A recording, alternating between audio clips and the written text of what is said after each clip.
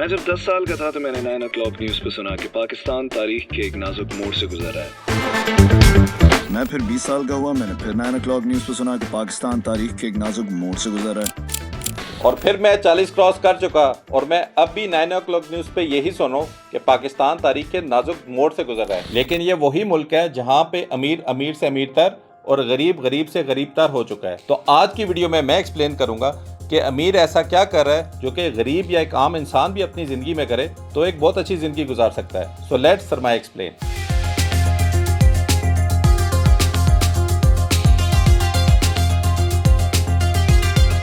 सबसे पहले जो पैसे को देखने का नजरिया है एक अमीर के लिए और एक गरीब के लिए दोनों मुख्तलिफ है।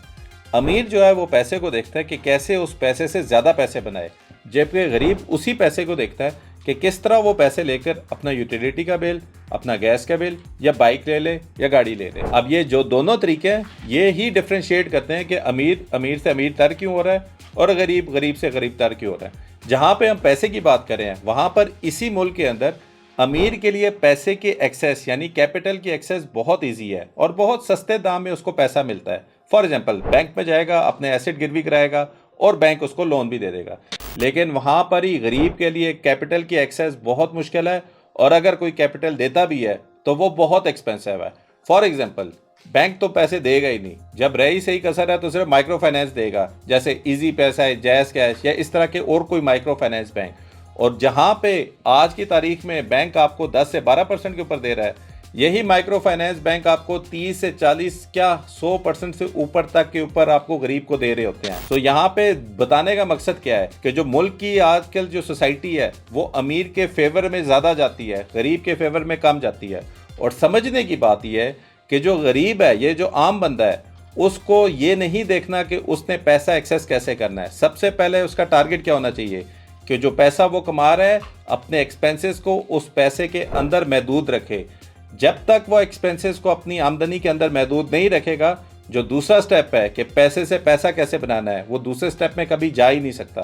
तो आपकी कोशिश क्या होनी चाहिए कि पैसा उतना ही अपनी ज़ात पे या एक्सपेंसेस पे खर्च करें जितनी आपकी आमदनी है। अब सवाल ये पैदा होता है कि ये जो अमीर लोग हैं, ये अमीर लोग कहाँ पे इन्वेस्टेड हैं और हम एक आम बंदा किस तरह इन्हीं की कंपनीज में अगर इन्वेस्ट करें तो हम भी उतना ही पैसा बनाएं जितना ये बना रहे हैं। अब वहां पे मैं इंट्रोड्यूस करूंगा Pakistan stock market. Pakistan stock market पे पब्लिक लिस्टेड कंपनीज होस्टेड हैं। पब्लिक लिस्टेड कंपनीज क्या होते हैं? वो कंपनीज जहां पे पब्लिक का पैसा भी इन्वेस्ट आप कर सकते हैं और ये वाहिद तरीका है जिसपे आप किसी भी कंपनी के लेजेड तरीके से आप उस कंपनी के ओनर बन सकते हैं। अब ट्रिब्यून की एक स्टोरी थी जो कि 2021 में पब्लिश हुई थी, जिसमें उन्होंने मेंशन किया था कि 31 फैमिलीज डोमिनेट करती हैं पाकिस्तान स्टॉक मार्केट को।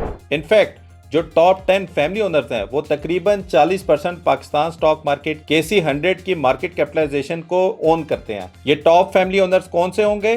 जिस तरह लकी ग्रुप, तबा साहब की family, lucky core industries, lucky cement, even lucky mall, आप लोग शायद उस लकी मॉल में भी गए हो। इसी तरह सैयद बाबर अली लम्स वाले, इनकी packages group, Nestle, even packages mall जो लाहौर के अंदर है, ये सारे इनकी कंपनीज हैं। इसी तरह Saigal group, maple leaf, Kohinoor textile mill, इसी तरह मंशा साहब की DG गैसी, आपकी MCB, ये सब कंपनी मंशा साहब की हैं। उसी तरह दाऊद साहब की फैमिली की एंग्रो होल्डिंग, वो सारी कंपनीज दाऊद साहब की हैं। ये सारी फैमिलीज पाकिस्तान स्टॉक मार्केट पे लिस्टेड कंपनीज को ओन करती हैं। इन सब की वेल्थ किस तरह इंक्रीज हुई है? इनकी कंपनी की परफॉर्मेंस से। और वो कंपनी की परफॉर्मेंस पे अगर वेल्थ इंक्रीज हुई है तो इनकी भी वेल्थ इंक्रीज हुई है और यही कंपनीज लिस्टेड हैं। आप लोग किस तरह इस कंपनीज में इन्वेस्ट कर सकते हैं? By just investing in the companies जो कि इनके अंडर काम कर रही है। इन सब लोगों को क्रेडिट भी जाता है और ये राइटली अपने वेल्थ को डिजर्व भी करते हैं और उसकी एक रीजन है। पाकिस्तान के अंदर जितने हालात खराब हुए थे पिछले 3 से 4 साल के अंदर, लाखों लोगों ने लाखों रुपया लगाया, किसी ना किसी बाहर के मुल्क का वीजा लगाया और यहाँ से बाहर मुल्क चले गए। इसी मुल्क के अंदर इन सब लोगों ने इन्वेस्ट किया। बिलियंस ऑफ रुपीस इनकी इन्वेस्टमेंट है इस मुल्क के अंदर और उस बिलियंस ऑफ रुपीस इन्वेस्टमेंट से क्या हुआ? अपॉर्चुनिटीज क्रिएट हुई। उस अपॉर्चुनिटी से क्या हुआ? जॉब मिली लोगों को। जॉब मिलकर क्या हुआ कि इन लोगों ने अपने प्रोडक्ट सेल करना स्टार्ट किए। इसी मुल्क के अंदर तबा साहब ने अपनी किया की ब्रांच स्टार्ट की, मंशा साहब ने हुंडई का ब्रांच स्टार्ट किया, उससे क्या हुआ, लोगों ने गाड़ियां ली, गाड़ियां जब सेल हुई तो इनको प्रॉफिट हुआ, तो इनकी वेल्थ बढ़ गई। अब ये जो वेल्थ बनाने का तरीका है, ये कैसे इन्होंने फाइंड आउट किया, बिजनेस करके। यहाँ पे जब पाकिस्तान एक नाजुक दौर से गुजरा था तो लोगों ने ऑप्ट किया कि किसी बाहर मुल्क चले जाएं। उन्होंने लाखों रुपए लगाए, वीजा लिया, वीजा लगा के फिर बाहर गए, बाहर जाके जॉब की, और जॉब करके वो एक्सपेक्ट करते हैं कि वो अमीर हो जाएंगे, कभी नहीं होंगे। जहां पे पाकिस्तान में इतनी महंगाई है, पूरी दुनिया में महंगाई है, बड़ा मुश्किल काम है किसी बाहर वाली दुनिया में जाके जॉब करना, सेविंग करना और अपनी वेल्थ को इंक्रीज करना। यहाँ पे इन्हीं लोगों को क्रेडिट जाता है कि बिलियंस ऑफ रुपए इन्होंने इन्वेस्ट किए, जॉब्स क्रिएट की, बिजनेस सेटअप किया, बिजनेस के थ्रू प्रोडक्ट सेल किए, और जेन्युइन डिमांड है पाकिस्तान के अंदर। पाकिस्तान दुनिया का 5वां बड़ा मुल्क है, 25 करोड़ लोग हैं, जेन्युइन डिमांड है।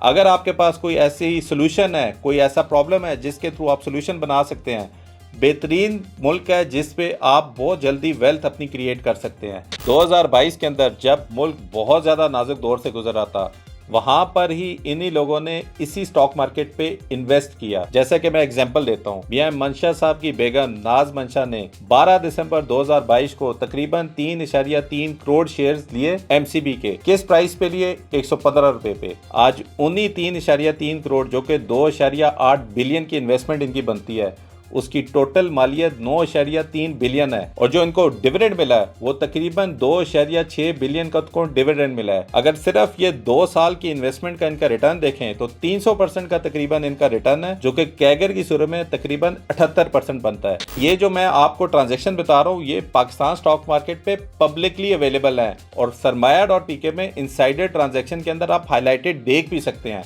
और हर कंपनी के अंदर जहां पे डायरेक्टर या सीईओ बाय कर रहा है, वो सारी इंफॉर्मेशन आप सरमाया.pk पे देख सकते हैं।